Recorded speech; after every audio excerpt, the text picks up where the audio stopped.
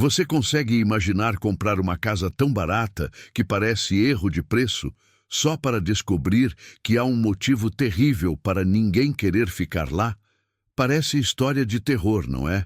Mas foi exatamente isso que aconteceu com Mariana Silva, em agosto de 1852, no interior do Rio de Janeiro. E o que ela descobriu naquele casebre abandonado no meio do nada mudou não apenas sua vida, mas revelou um segredo sombrio que uma vila inteira tentava esconder. Antes de continuar, me conta aqui nos comentários. Você teria coragem de morar num lugar onde todas as pessoas que tentaram passar uma noite saíram correndo apavoradas antes do amanhecer? Porque o que Mariana encontrou lá vai te deixar sem palavras até o final dessa história. A manhã de agosto estava fria e nebulosa quando Mariana desceu da carroça na pequena vila de São Sebastião do Vale, perdida entre montanhas cobertas de Mata Atlântica no interior fluminense. Tinha 30 anos, era viúva há 6 meses e carregava consigo apenas 2 malas velhas, um bebê de colo e uma determinação de ferro para recomeçar a vida. Seu marido, capitão Francisco Silva, havia morrido em combate durante os conflitos na fronteira com o Uruguai. Morreu como herói, diziam as cartas oficiais, mas isso não pagava as dívidas que ele havia deixado. Dívidas de jogo que Mariana nem sabia que existiam. Quando os credores apareceram, ela teve que vender tudo. A casa na capital, os móveis, até as joias que eram herança de sua mãe. Sobrou apenas dinheiro suficiente para uma passagem e uma última chance de recomeçar. Mariana era alta e magra, com cabelos negros sempre presos num coque apertado. Tinha sido criada na capital, filha de um comerciante bem-sucedido, acostumada a uma vida confortável. Nunca imaginou que aos 30 anos estaria sozinha, pobre e desesperada, chegando numa vila do interior onde não conhecia ninguém. Dona Mariana, chamou uma voz rouca. Um homem velho, de costas curvadas e olhos desconfiados, aproximou-se. Sou o tabelião, seu Jacinto. Recebi sua carta dizendo que vinha buscar a propriedade. Sim, respondeu Mariana, ajeitando o bebê dormindo em seus braços. Vim o mais rápido que pude. A propriedade ainda está disponível, não está? Seu Jacinto fez uma cara estranha, meio de pena, meio de desconforto. Está. Ninguém comprou. Ninguém nunca compra. Ele coçou a cabeça.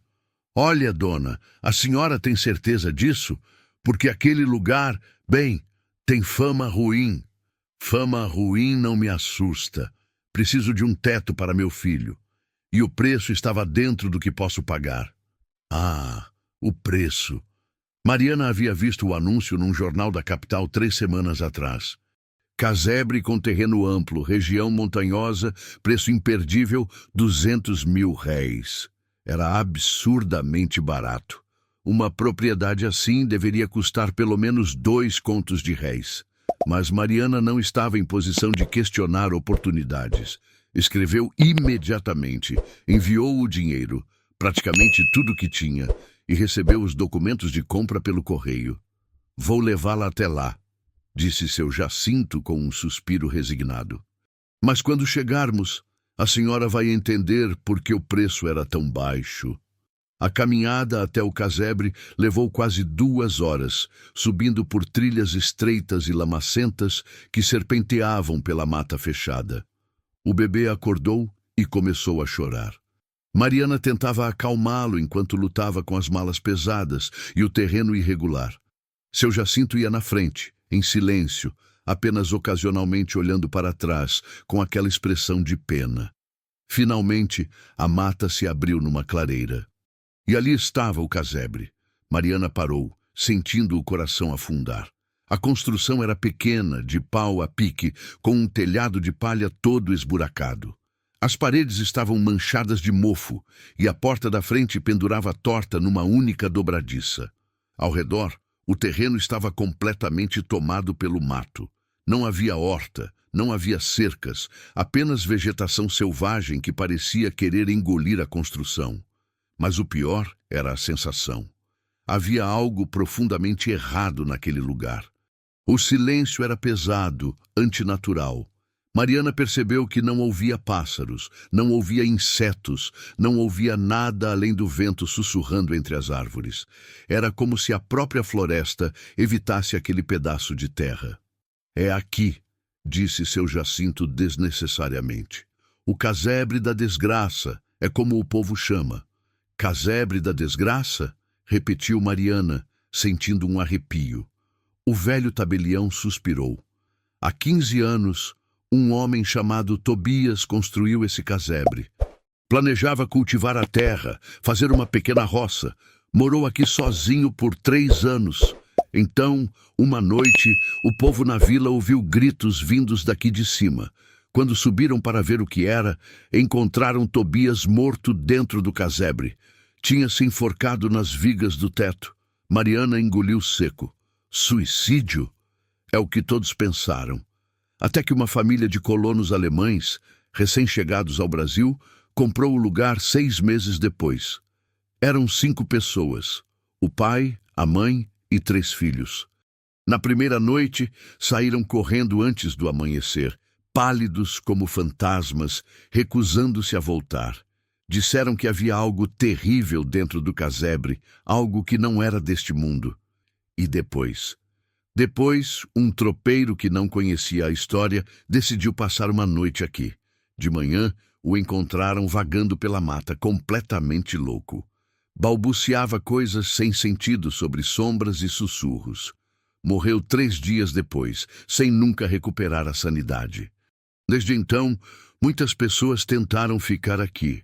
Algumas por desespero, outras por desafio, outras por curiosidade.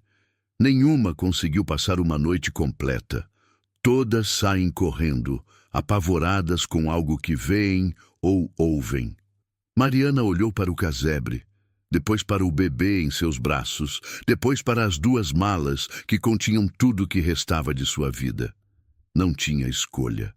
Não tinha dinheiro para comprar outra propriedade. Não tinha para onde voltar. Era aqui ou a rua. Não acredito em fantasmas, disse ela, com mais coragem do que realmente sentia. Vou ficar. Seu Jacinto balançou a cabeça. A senhora é corajosa ou muito tola? Talvez as 2 coisas. Ele entregou-lhe as chaves. Uma única chave enferrujada. Que Deus a proteja, dona Mariana, vai precisar. E com isso, o velho virou-se e desceu a trilha, deixando Mariana sozinha com seu bebê diante daquele casebre sinistro. Respirando fundo, Mariana aproximou-se da porta. A chave girou com dificuldade na fechadura enferrujada. Empurrou a porta, que rangeu alto, e entrou. O interior era ainda pior do que o exterior. O casebre tinha apenas 2 cômodos, uma sala principal e um quartinho nos fundos. O chão era de terra batida, coberto de folhas secas e detritos. As paredes tinham buracos por onde se via o mato lá fora. O teto tinha tantas falhas que Mariana podia ver pedaços do céu através da palha podre. No canto da sala principal, ainda havia uma corda pendurada numa viga, a mesma corda que Tobias havia usado para se enforcar. Mariana percebeu com horror, mas não tinha luxo de ser sensível. Colocou o bebê num canto sobre uma manta, tirou a corda com mãos trêmulas e jogou-a para fora. Depois começou a trabalhar. Trabalhou sem parar durante horas. Varreu o chão, arrancou as teias de aranha, tampou os buracos maiores nas paredes com panos e pedaços de madeira. Juntou folhas secas e galhos para fazer fogo numa pedra plana que serviria de lareira improvisada. Lavou o quartinho dos fundos o melhor que pôde e arrumou ali uma cama com as mantas que trouxera. Quando o sol começou a se pôr, Mariana havia transformado o casebre em algo pelo menos minimamente habitável. Não era confortável, não era bonito, mas era um teto. Acendeu o fogo, aqueceu um pouco de mingau para o bebê e se sentou para comer um pedaço de pão duro que havia trazido. Foi então que percebeu. O silêncio tinha ficado ainda mais pesado com a chegada da noite. Era um silêncio que parecia pesar sobre seus ombros, que fazia seus ouvidos zunir. Mariana se pegou, prendendo a respiração, escutando, esperando, mas não sabia o quê. Colocou o bebê para dormir no quartinho e voltou para a sala, sentando-se perto do fogo. Não queria dormir ainda. Estava exausta, sim, mas também nervosa. As histórias que seu Jacinto contara rondavam sua mente. Meia-noite deve ter chegado quando Mariana ouviu o primeiro barulho. Era um rangido, baixo e longo, vindo de algum lugar acima dela, como se alguém estivesse caminhando nas vigas do teto. Mariana olhou para cima, o coração disparado, mas não viu nada além das vigas escuras e as falhas no telhado mostrando o céu noturno. O rangido parou. Silêncio absoluto por alguns minutos. Então, começou de novo, agora mais próximo. E junto com o rangido, Mariana ouviu algo mais. Um sussurro. Baixo, incompreensível, mas definitivamente uma voz. Ou várias vozes sobrepostas, sussurrando ao mesmo tempo.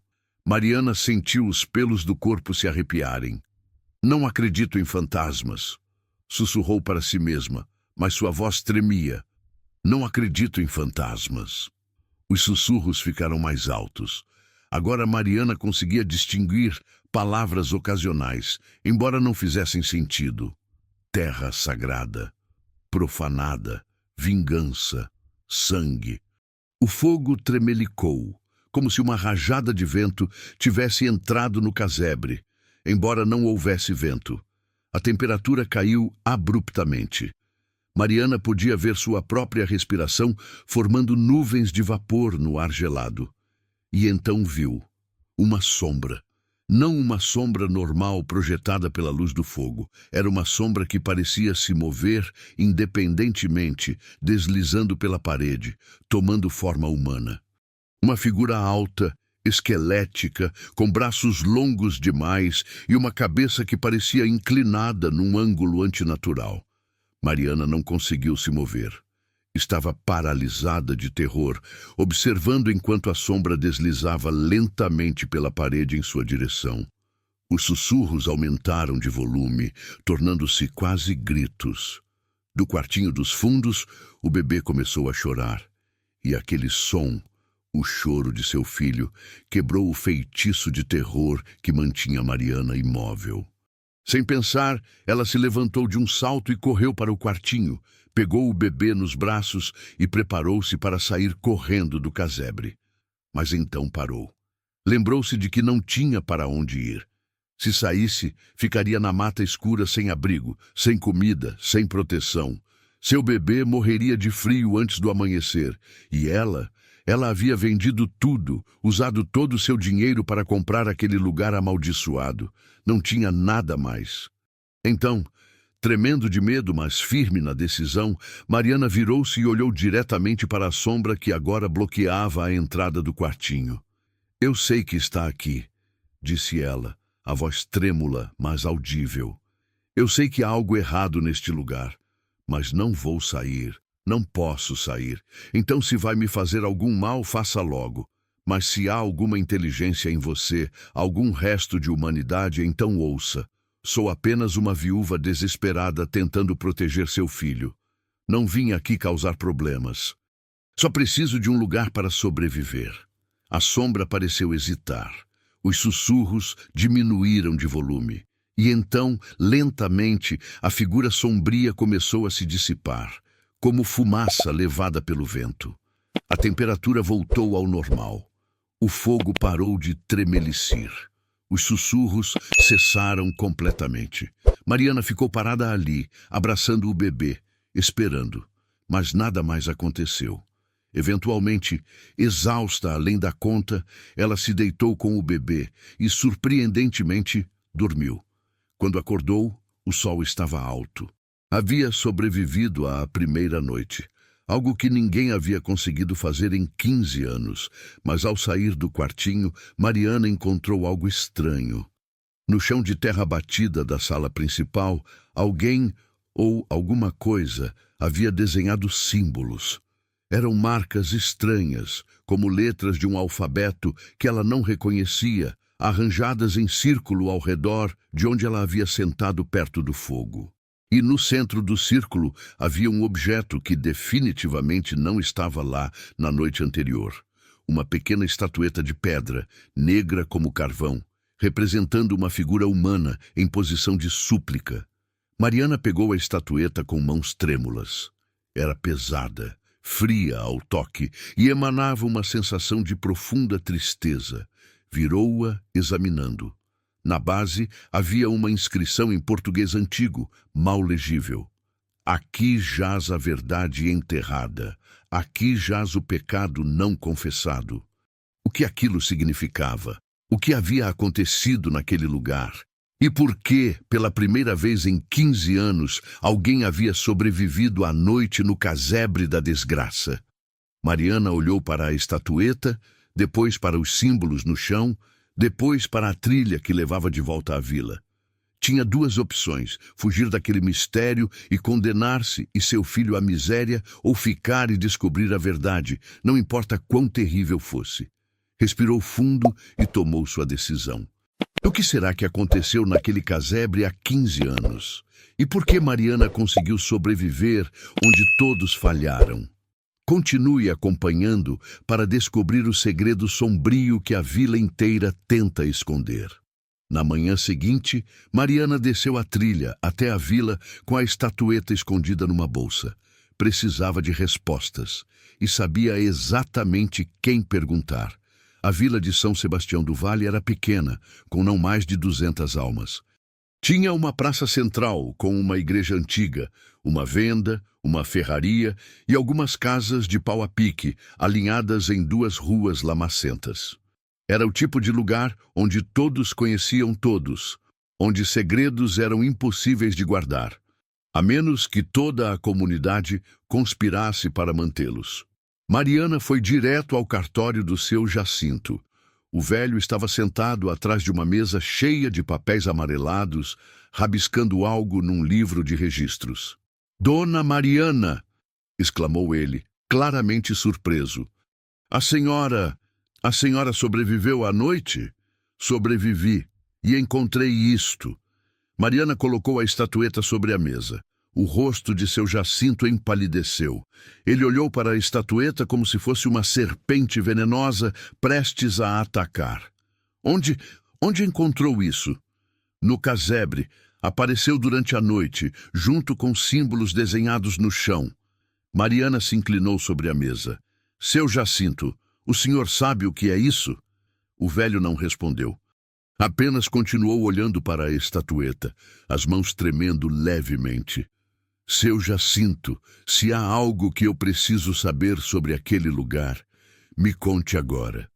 Não posso proteger meu filho se não souber contra o que estou lutando." O tabelião fechou os olhos, suspirou profundamente e finalmente falou. "Sente-se, Dona Mariana. Esta é uma história longa e feia." Mariana sentou-se, abraçando o bebê mais apertado contra o peito. "Há 50 anos, começou seu Jacinto, aquela terra onde seu casebre está não era vazia. Havia lá uma aldeia pequena de índios tupinambás. Não mais que 20 pessoas, famílias que haviam se separado de uma tribo maior, vivendo em paz, cultivando mandioca e milho. O cacique era um homem sábio chamado Tibiriçá. Dizem que ele era um curandeiro poderoso, conhecedor dos segredos da floresta e dos espíritos." "Índios?" murmurou Mariana. "E o que aconteceu com eles?" Em 1802, um grupo de bandeirantes passou pela região. Eram homens violentos, liderados por um senhor de terras chamado Henrique de Matos. Ele queria aquela terra para expandir suas fazendas de café, mas os índios se recusaram a sair. Diziam que era terra sagrada, abençoada pelos espíritos dos antepassados. Henrique tentou negociar, mas os índios não aceitaram dinheiro, não aceitaram trocas. Então, ele decidiu simplesmente tomá-la à força. Seu Jacinto parou, limpando os óculos com mãos que tremiam visivelmente. Quando continuou, sua voz estava carregada de tristeza e vergonha. "Numa noite de lua nova, Henrique e seus homens atacaram a aldeia. Massacraram todos, homens, mulheres, até crianças. Não pouparam ninguém, queimaram as ocas, destruíram as roças, tentaram apagar qualquer evidência de que os tupinambás já haviam existido ali. Mariana sentiu náusea subindo por sua garganta. Todos mortos, todos, menos um.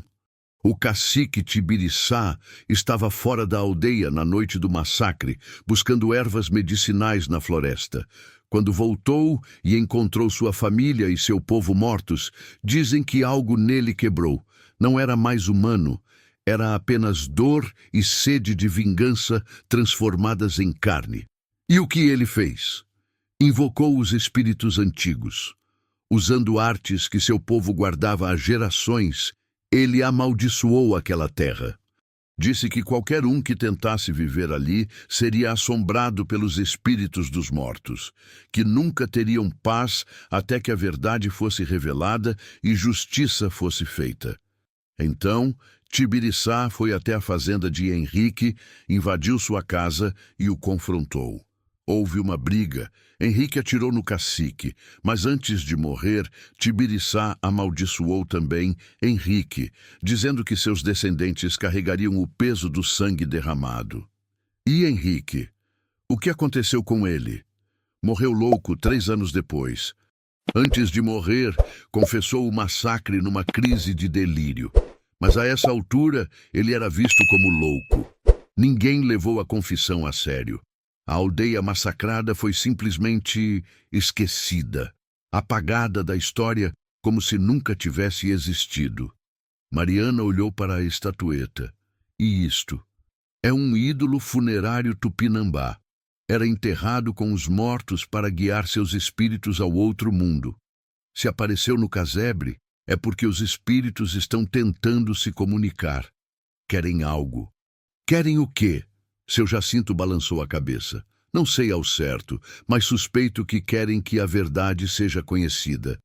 Querem que o massacre seja reconhecido, que seus nomes sejam lembrados. Querem justiça, mesmo que venha 50 anos tarde demais. Mariana ficou em silêncio, processando tudo aquilo. Finalmente perguntou: por que ninguém nunca contou essa história? Por que todo mundo finge que não aconteceu? O velho tabelião olhou para ela com tristeza profunda nos olhos. Porque Henrique de Matos tinha família, filhos, netos, e esses descendentes ainda vivem aqui, são pessoas importantes na vila. Se a verdade sobre o massacre se tornasse conhecida, seria uma vergonha terrível para essas famílias. Então, todos concordaram silenciosamente em esquecer, em fingir que os tupinambás nunca existiram, em deixar aquela terra amaldiçoada sozinha, esperando que o tempo apagasse o que a covardia humana não queria enfrentar. Ah, quem são esses descendentes? Seu Jacinto hesitou. Dona Mariana, quanto menos você souber, melhor. Essas são pessoas poderosas. Se souberem que está investigando, preciso saber.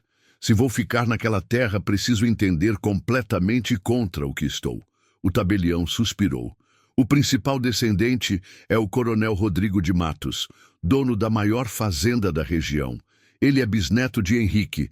Há também Dona Eulália de Matos, irmã do coronel, que mora na casa grande ao lado da igreja. E o Padre Inácio, é filho de uma prima dos Matos. Praticamente toda a estrutura de poder da vila está ligada àquela família. Mariana entendeu imediatamente. Se confrontasse os Matos com a verdade sobre o massacre, estaria se colocando contra as pessoas mais poderosas da região. Mas se não fizesse nada, continuaria assombrada pelos espíritos que apenas queriam que sua história fosse contada. Nos dias seguintes, Mariana fez 2 coisas. Primeiro, continuou vivendo no casebre, enfrentando as assombrações noturnas que vinham regularmente. Sombras, sussurros, objetos que se moviam sozinhos. Era aterrorizante, mas Mariana descobriu que se mantivesse a calma, se falasse com os espíritos respeitosamente, eles não a machucavam. Apenas se manifestavam, como se estivessem tentando desesperadamente comunicar algo. Segundo, começou a investigar discretamente. Conversou com os moradores mais velhos da vila, sempre cuidadosamente, sempre indiretamente, e descobriu coisas interessantes.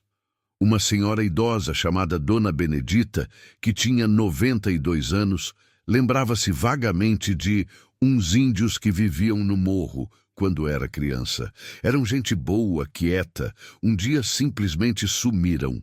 Minha mãe disse que tinham ido embora para o norte, mas eu sempre achei estranho. Não levaram nada, não se despediram de ninguém, simplesmente sumiram. Um velho caçador chamado Zé do Mato contou que, quando jovem, havia encontrado ossos estranhos enterrados na área onde o casebre estava agora. Ossos de muitas pessoas, todos juntos numa cova rasa. Contei para meu pai e ele me deu uma surra, me mandando nunca mais falar disso. Disse que era coisa que não me dizia a respeito. Aos poucos, Mariana foi montando o quebra-cabeça. Os tupinambás realmente haviam existido, haviam sido massacrados. E todos na vila sabiam, de alguma forma, mesmo que apenas subconscientemente, que havia sangue naquela terra. Um mês após se mudar para o casebre, Mariana teve uma visita. Era Dona Eulália de Matos, uma senhora de uns 60 anos, vestida elegantemente e acompanhada por 2 criadas. Dona Mariana, disse ela com um sorriso que não alcançava os olhos, ouvi dizer que comprou o antigo casebre no morro. Comprei, sim, senhora. Que corajosa, ou que imprudente. O sorriso desapareceu. Vim aqui para fazer uma oferta. Compro a propriedade de volta. Pagarei o dobro do que pagou. Mariana ficou surpresa. Por que, Dona Eulália? Pensei que ninguém quisesse aquela terra. Não quero que ninguém viva lá. Aquele lugar não é adequado. Tem má reputação. Mancha a imagem de nossa vila. Entendo, mas não estou interessada em vender. Não tenho para onde ir. O rosto de Dona Eulália endureceu. Então aceite um conselho, Dona Mariana.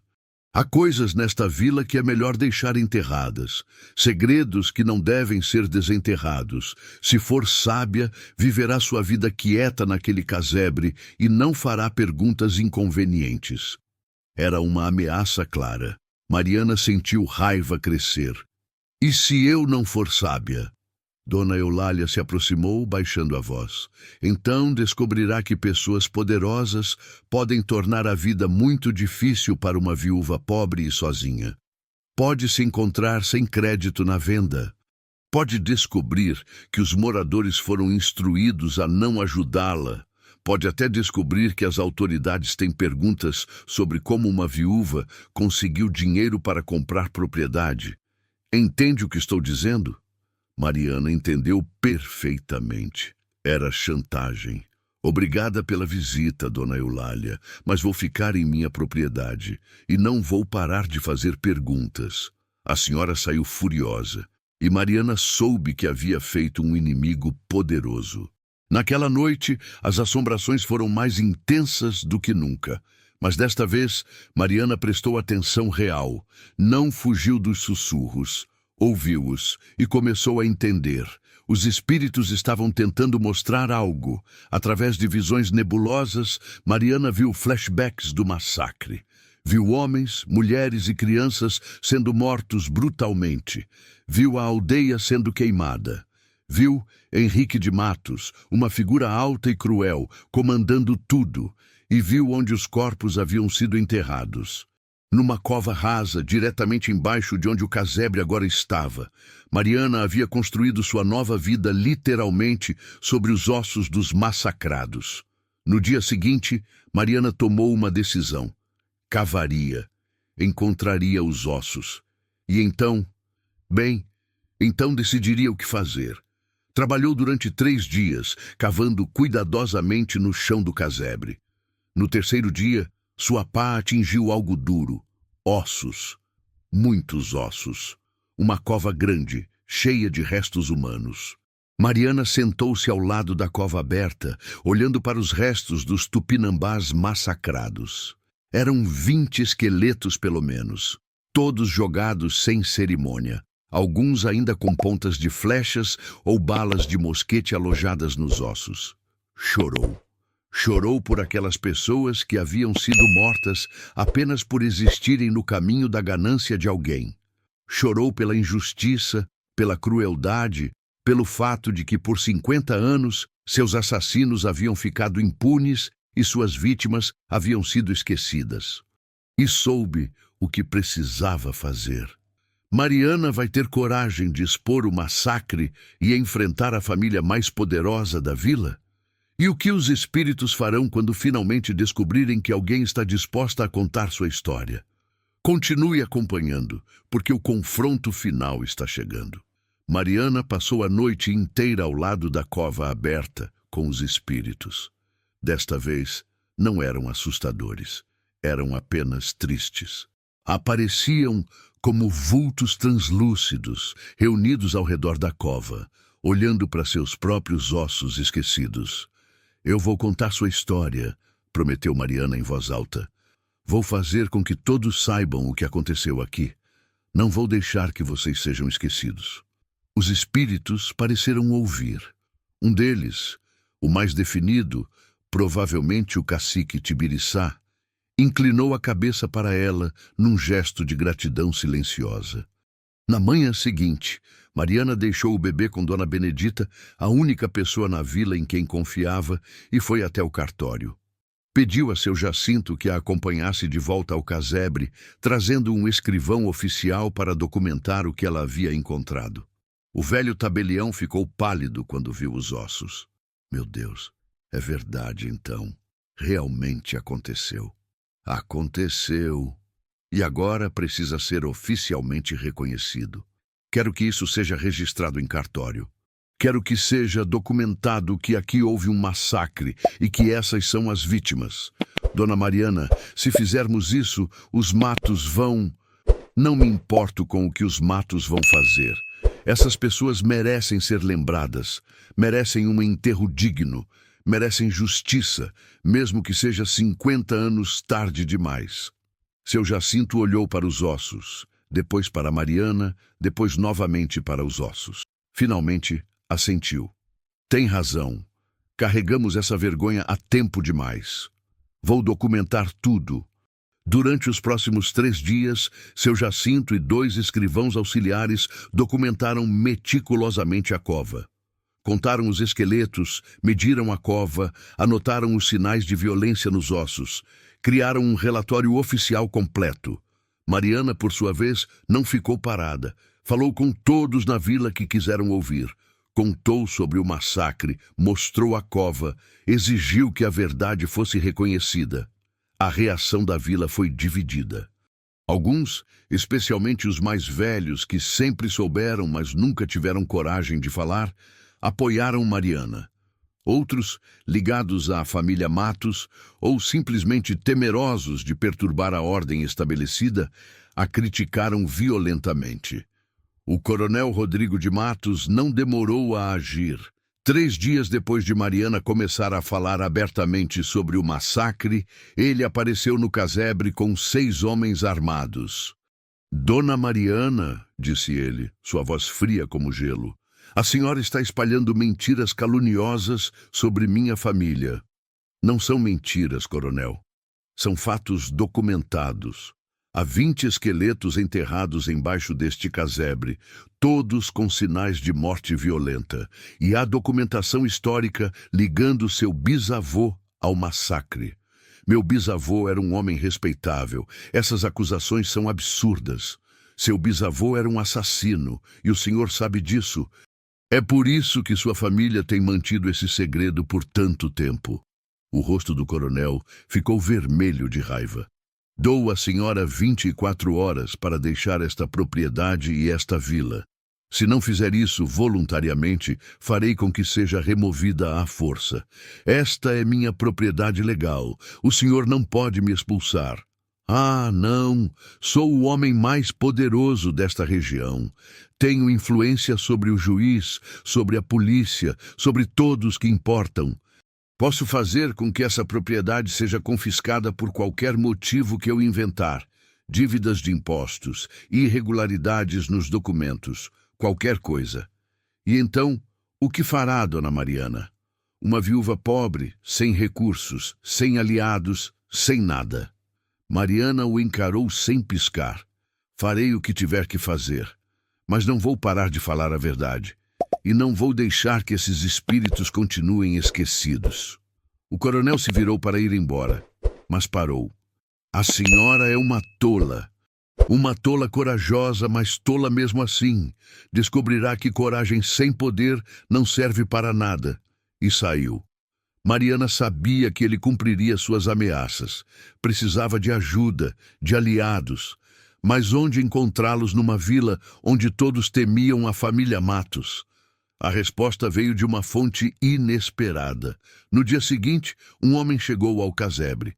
Era jovem, uns 35 anos, vestido com roupas simples de viajante. Apresentou-se como Martim Ferreira, jornalista da Gazeta do Rio de Janeiro. Dona Mariana, ouvi sobre sua descoberta, sobre o massacre Tupinambá. Gostaria de ouvir a história completa e publicá-la no jornal.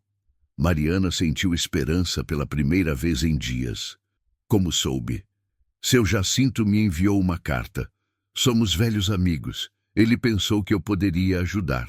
Durante 2 horas, Mariana contou tudo para Martim. Ele anotou cuidadosamente, fez perguntas detalhadas, visitou a cova, fotografou os ossos com um equipamento fotográfico que trouxera.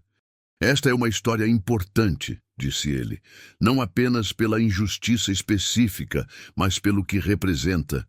Quantos outros massacres indígenas foram simplesmente esquecidos, enterrados, negados? Se conseguirmos trazer este à luz, talvez encorajemos outros a fazer o mesmo. O coronel Matos vai tentar impedi-lo de publicar. Ele pode tentar. Mas a Gazeta do Rio é independente. Não está sob controle dos coronéis locais. E eu não tenho medo de homens poderosos. Já expus corrupção e violência antes. Vou expor esta também. O artigo de Martim foi publicado 1 semana depois. Ocupou 3 páginas inteiras, com fotos da cova, transcrições do relatório oficial de seu Jacinto e uma narrativa detalhada do massacre baseada no testemunho de Mariana e nas investigações de Martim. O impacto foi imenso. A história se espalhou rapidamente. Outros jornais a republicaram. Chegou à capital, chegou a outras províncias. De repente, o massacre de Tupinambás em São Sebastião do Vale era conhecimento nacional. O coronel Rodrigo de Matos ficou furioso. Tentou desmentir, alegou que era tudo invenção, mas as evidências eram sólidas demais. As fotografias dos ossos, o relatório oficial, os testemunhos, não havia como negar. A pressão pública cresceu. Autoridades da capital enviaram um investigador oficial para examinar as alegações. O investigador, um homem íntegro chamado Dr. Eduardo Sampaio, chegou a São Sebastião do Vale 3 semanas depois da publicação do artigo. Dr. Sampaio revisou todas as evidências, entrevistou testemunhas, examinou os ossos pessoalmente. Sua conclusão foi clara e direta. Houve um massacre aqui. Aproximadamente 20 indígenas tupinambás foram mortos e enterrados em cova comum. Com base em evidências documentais e testemunhos, há razão para acreditar que Henrique de Matos foi responsável por esses assassinatos. Claro, Henrique de Matos estava morto há décadas, não podia ser punido, mas seu nome e o nome de sua família estava agora permanentemente manchado. Mas a história não acabou aí, porque os espíritos não estavam satisfeitos apenas com reconhecimento. Queriam um enterro digno. Mariana organizou uma cerimônia. Com a ajuda de um pajé tupinambá de uma tribo distante, que viajou 3 dias para participar, os ossos foram cuidadosamente desenterrados, purificados com ervas sagradas e preparados para um enterro adequado. No dia da cerimônia, mais de 100 pessoas compareceram. Não apenas moradores de São Sebastião do Vale, mas também indígenas de tribos vizinhas, jornalistas da capital, autoridades oficiais e pessoas comuns que haviam sido tocadas pela história. O pajé conduziu um ritual longo e bonito, cantando em língua tupinambá, queimando ervas sagradas, chamando os espíritos para encontrar paz. Os ossos foram enterrados novamente, desta vez num cemitério adequado, com uma grande pedra marcando o lugar. Na pedra, uma inscrição. Aqui repousam 20 almas tupinambás, massacradas em 1802. Esquecidas por 50 anos, mas agora lembradas. Que suas histórias nunca mais sejam silenciadas. Durante todo o ritual, Mariana sentiu algo mudando. O peso opressivo que sempre havia sentido no casebre começou a se dissipar. Os sussurros ficaram mais suaves, depois cessaram completamente. E quando olhou para os cantos da clareira, viu os espíritos, não mais como sombras aterrorizantes, mas como pessoas completas, brilhando com uma luz suave. O cacique Tibiriçá caminhou até ela. Pela primeira vez, Mariana podia vê-lo claramente, um homem alto, de rosto nobre, com olhos profundos cheios de sabedoria e tristeza. Ele colocou uma mão translúcida sobre sua cabeça num gesto de bênção. "Obrigado", disse ele, sua voz como vento através de folhas, "por nos dar voz, por nos dar paz. A maldição está quebrada, esta terra está livre." E com isso, os espíritos começaram a se dissipar, subindo como fumaça para o céu, finalmente livres após 50 anos de tormento. Mariana chorou, não de medo ou tristeza, mas de alívio e alegria. Havia feito algo importante. Havia dado voz aos silenciados, honrado os esquecidos, trazido justiça, mesmo que tardia, aos injustiçados. Nos meses seguintes, a vida em São Sebastião do Vale mudou. O coronel Rodrigo de Matos, vergonhado pela revelação dos crimes de seu bisavô, perdeu muito de sua influência. Muitas pessoas, que antes o apoiavam incondicionalmente, agora o viam com olhos críticos. Dona Eulália de Matos, por sua vez, surpreendeu a todos. Procurou Mariana e, com lágrimas nos olhos, pediu desculpas. "Eu sabia", confessou. "Sempre soubemos, todos da família, mas tínhamos muito medo da vergonha. Escolhemos proteger nosso nome ao invés de honrar a verdade. Foi covardia. A senhora foi mais corajosa que todos nós juntos." Eulália usou sua fortuna pessoal para construir uma escola na vila, aberta para todos, inclusive crianças indígenas das tribos vizinhas. Não podia desfazer o passado, mas pelo menos podia tentar criar um futuro melhor. Mariana, por sua vez, transformou o casebre. Com as assombrações resolvidas, o lugar perdeu sua reputação terrível. Ela reformou a construção, tornou-a confortável. Plantou uma horta, criou galinhas, construiu uma vida simples, mas digna. Mais importante, ela se tornou uma espécie de guardiã da memória. Mantinha o cemitério Tupinambá limpo e bem cuidado. Contava a história para qualquer um que quisesse ouvir. Garantia que as 20 almas massacradas nunca mais fossem esquecidas. Seu filho cresceu ouvindo essas histórias. Cresceu entendendo que fazer o certo, às vezes, significa se opor aos poderosos. Cresceu sabendo que coragem não é não ter medo, mas agir corretamente apesar do medo. 5 anos depois daquela primeira noite aterrorizante no casebre, Mariana estava sentada na varanda que havia construído, observando seu filho brincar no terreiro. A propriedade estava irreconhecível. O que antes era um casebre sinistro cercado de mato, agora era uma casa confortável cercada de jardins e hortas produtivas. Martim, o jornalista, veio visitá-la. Havia se tornado um amigo próximo ao longo dos anos. "Vim trazer notícias", disse ele. A história do massacre de São Sebastião do Vale inspirou investigações em outras regiões. Já descobrimos evidências de pelo menos 5 outros massacres esquecidos, e todos estão sendo devidamente documentados e reconhecidos, graças ao precedente que você estabeleceu. Mariana sorriu. "Não fiz isso sozinha. Foram os espíritos que me guiaram. Foi seu Jacinto que documentou tudo. Foi você que divulgou. Foram muitas pessoas corajosas trabalhando juntas. Mas foi você que tomou o primeiro passo. Você que se recusou a fugir, que insistiu em descobrir a verdade, que não se deixou intimidar pelos poderosos. Sem você, aquelas almas ainda estariam esquecidas. Naquela noite, depois que Martim partiu, Mariana voltou ao cemitério Tupinambá. A pedra memorial brilhava suavemente à luz da lua. Ela se ajoelhou e colocou flores frescas sobre a sepultura. Obrigada, sussurrou, por me mostrarem que às vezes os lugares mais assustadores guardam as verdades mais importantes. Por me ensinarem que coragem significa enfrentar não apenas o medo do desconhecido, mas também o poder dos que querem que certas verdades permaneçam enterradas. O vento soprou suavemente entre as árvores, carregando um sussurro que soava como gratidão. Mariana voltou para casa, para seu filho, para a vida que havia construído sobre terra, finalmente purificada. Não tinha muito.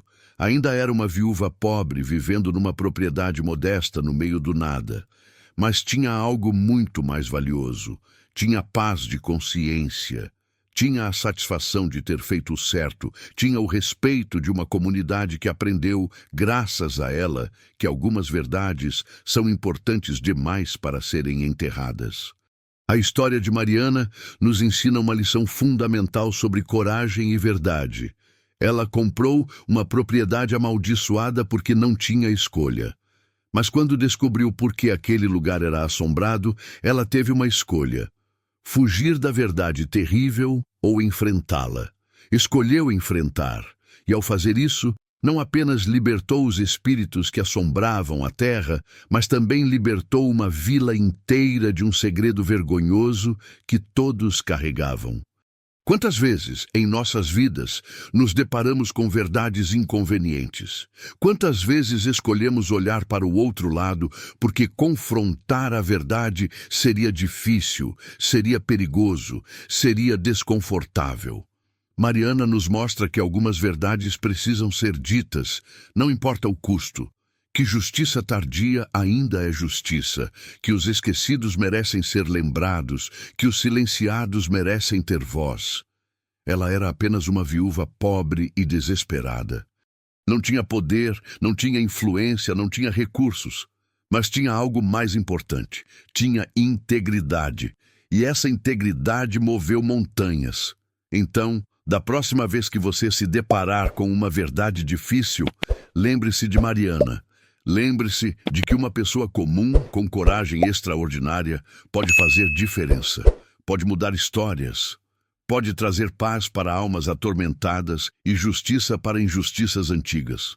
Porque no final, não é o quanto temos que define quem somos. É o que fazemos com o que temos. É se escolhemos o caminho fácil do silêncio ou o caminho difícil da verdade. Mariana escolheu a verdade. E ao fazer isso, transformou um casebre amaldiçoado no meio do nada num monumento à coragem, à justiça e ao poder redentor de simplesmente reconhecer o que é certo. Essa história te inspirou? Compartilhe com alguém que precisa de coragem para enfrentar suas próprias verdades difíceis. E me conta nos comentários: você teria a coragem de Mariana?